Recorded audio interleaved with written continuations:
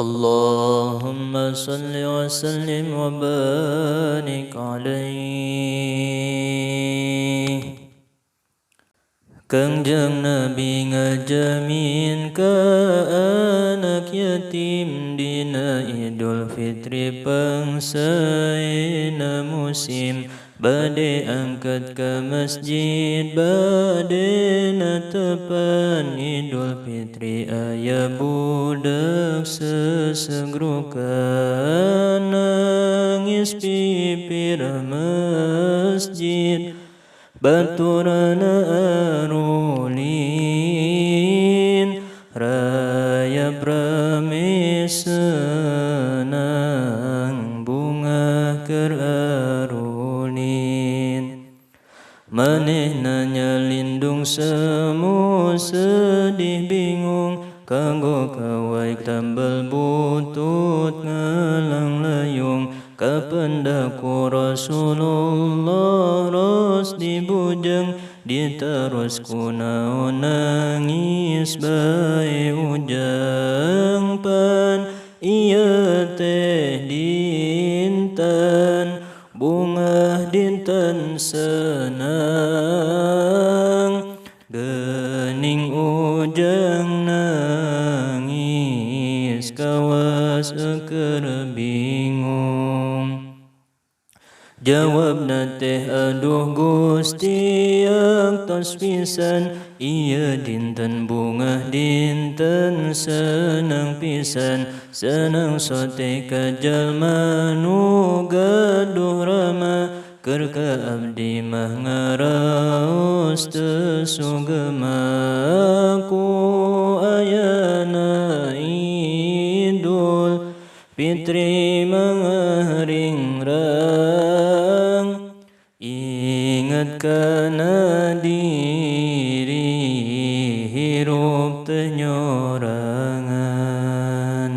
kieu rasana nu ditiler ku rama hirup sangsara beda sareng sasaha teras ku Rasul teh dipangku dirawo aduh ujang tos ngahudang macan turun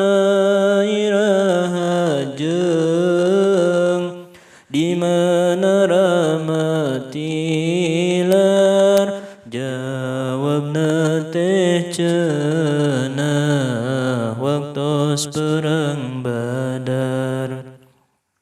nu dipingpin aku Kangjeng Rasulullah duka teuing anu manahan teu wawoh abdi ngagangsing hoyong meser anggoan kanggo senang bunga sareng rerencangan tapi ibu kabdi kalakah nundung atos tilu dinten ieu abdi pundung aduh kasepnya dedeh teuing ujang apan ieu rama Gusti rama ujang hayu urang ngadeheus enggal ka ibu Aisyah di bumi urang gentos baju Kangjeng Rasul bari nangis hey Aisyah ieu putra urang anu nuju susah nyaeta ramana teh parantos tilar dina waktos pupugetna perang Badar dawuh Aisyah teh bae putra ibu tos di mana urang siram gentos baju hei Fatimah ieu angkeun rai anjeun hei Ali geura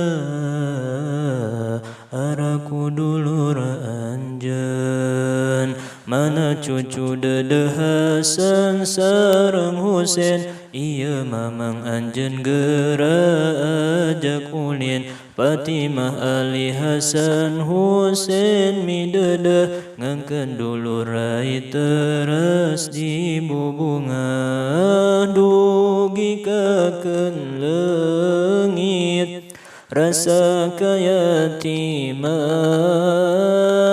ngangken ibu Rama Rasul Nuhaiman Sahur Hasan Husain yumang urang ulin sareng batur urang amang gulen lilin teras amang suka bunga ulin gatrik Rasul teras ngalakonan Idul Fitri tasakitu riwayatna Nabi urang ngajamin ka anak yatim contoh urang pikeun contoh urang keur hirup di dunya tiru ahwal ucap Kangjeng anu mulya mudah-mudahan urang husnul khotimah mau tetap iman Islam pasti genap susuganan iya ageng manfaatna